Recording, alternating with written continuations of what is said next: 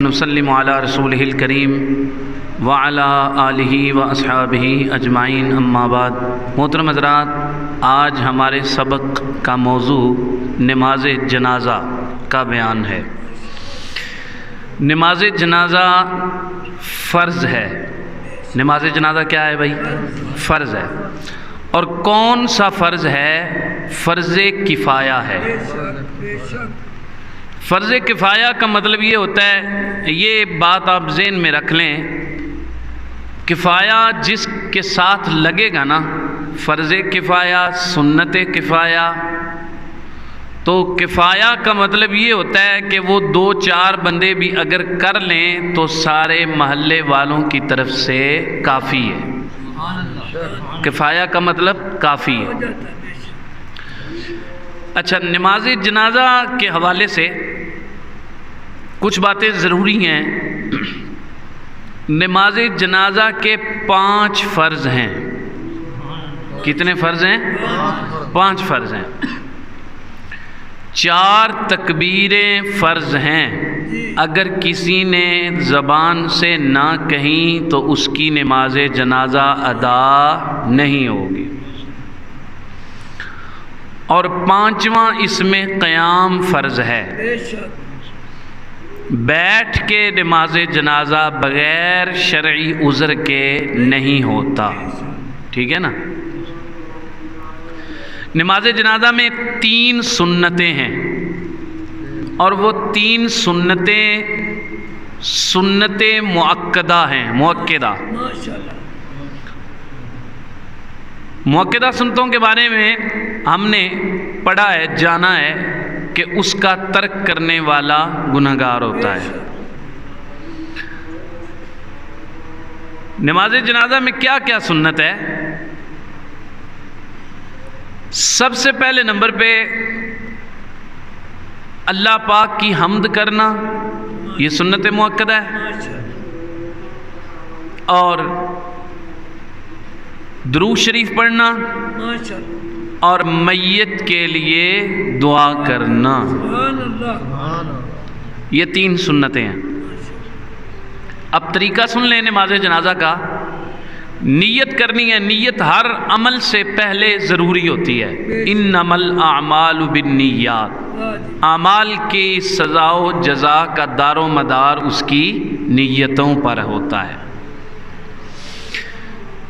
نیت میں جو جو چیزیں فرض ہیں، جو سنت ہیں، ان سب کی نیت کرنی ہے۔ مثال کے طور پر یہ کہنا ہے کہ میں نیت کرتا ہوں نماز جنازہ کی 4 تکبیروں کے ساتھ، ٹھیک ہے۔ یہ 4 تکبیریں کیونکہ فرض تھیں اس لیے ان کا ذکر ہو گیا۔ اللہ تعالیٰ کی ثنا کے لیے یہ سنت کا ذکر ہو گیا۔ حضرت محمد صلی اللہ علیہ وسلم کی ذات پہ درود کے لیے یہ بھی سنت کا ذکر ہو گیا۔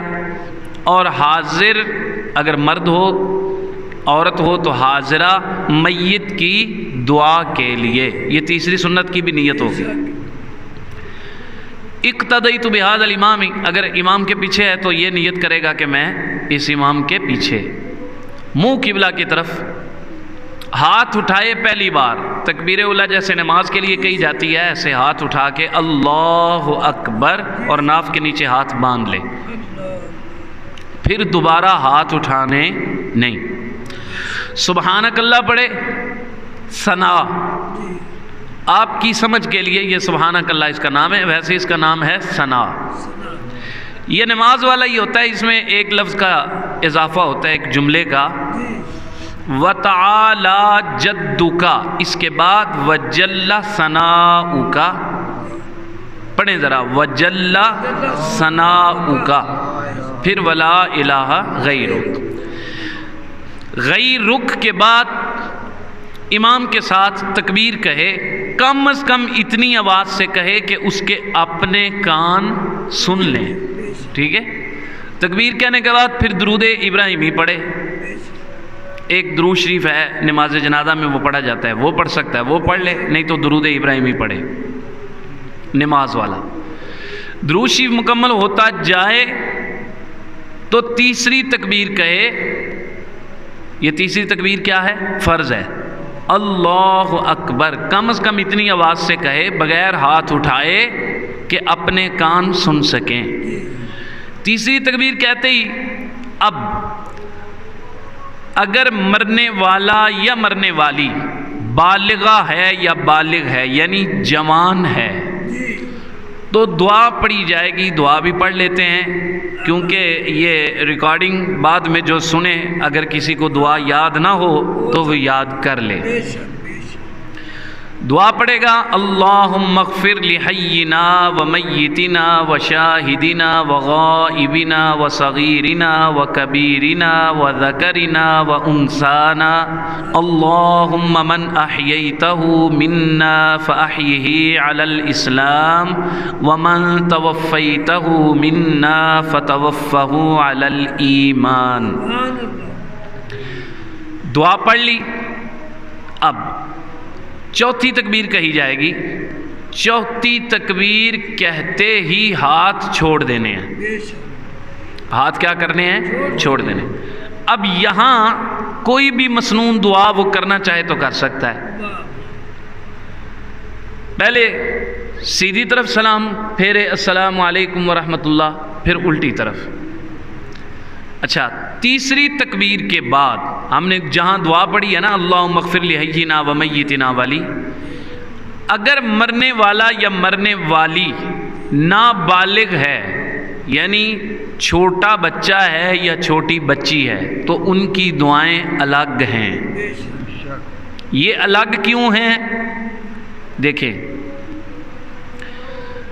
ایک تو یہ بات ہے کہ بچہ یا بچی جب نابالغ ہوتا ہے تو اس کے ذمہ کوئی گناہ بولو نہیں ہوتے، اس لیے اس کے لیے مغفرت کی دعا تو نہیں کرنی، بلندی درجات کی دعا کرنی ہے اس کے لیے۔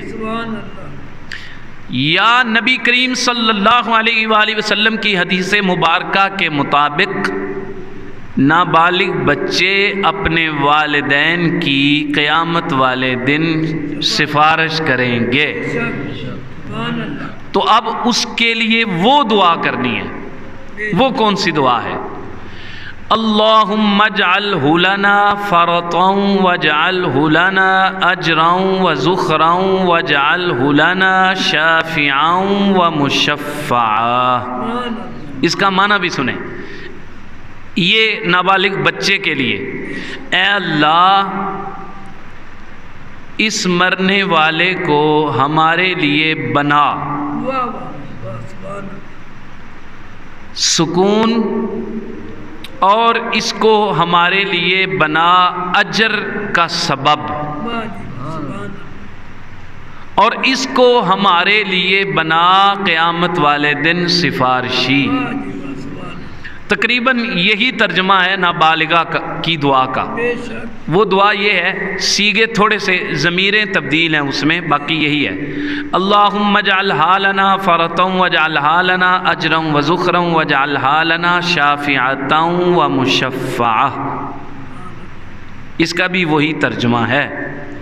تو یہ دعائیں نماز جنازہ کی یہ یاد ہونی چاہیے۔ اور ایک مسئلہ بڑا المیہ بن چکا ہے ہمارا کہ نماز جنازہ پڑھتے وقت یہ نہیں خیال ہوتا کہ وضو ہے یا نہیں ہے، اور یہ بھی خیال نہیں ہوتا کہ جنازے کی دعائیں آتی ہیں یا نہیں آتی، نماز جنازہ آتا ہے یا نہیں آتا، بس ایسے تکبیر کہی اور ہاتھ باندھ کے شامل ہو گئے، منہ بند رکھا۔ اس میں یہ بات غور سے سن لیں، ایک تو ہوتا ہے زندوں کے ساتھ دھوکا، اور یہ ہے مردوں کے ساتھ دھوکا۔ تو اللہ کریم ہدایت عطا فرمائے۔ دیکھیں، یہ ہماری بہت بڑی کمزوری ہے کہ ہم علم دین نہیں سیکھتے۔ یہ نمازوں کا علم ہے، یہ فرض ہے، فرض۔ سب سے بہترین بات یہ ہے مرنے والے کے لیے کہ اس کو غسل بھی اس کا بیٹا دے اور اس کا جنازہ بھی اس کا بیٹا پڑھائے، اور مرنے والی کے لیے سب سے بہترین بات یہ ہے کہ اس کو غسل اس کی بیٹی دے۔ یہ بہت بڑی خوش نصیبی کی بات ہے۔ افسوس اس بات پہ، افسوس سے یہ کہنا پڑتا ہے کہ وہی ماں باپ جنہوں نے خون پسینہ ایک کر کے اپنے منہ میں سے لقمے نکال نکال کے اپنے بچوں کو دیے، بس سانس نکلے، اب ڈر کے مارے بچے بھی قریب نہیں آتے، بچیاں بھی قریب نہیں آتی، بس یہی ہوتا ہے کہ ہمارے ابا کو غسل بھی کوئی اور دے اور جنازہ بھی کوئی اور پڑھائے، قبر میں رکھنے کے لیے قریب نہیں ہوتے کیونکہ علم نہیں ہوتا اور ڈر رہے ہوتے۔ اللہ اکبر۔ اللہ کریم کی بارگاہ میں دعا ہے اللہ پاک ہم سب کو علم حاصل کرنے کی توفیق عطا فرمائے، اور یہ جو ضروری چیزیں ہیں اللہ کریم ان کو دوسروں تک پہنچانے کی توفیق عطا فرمائے۔ وما علیہ الا البلاغ۔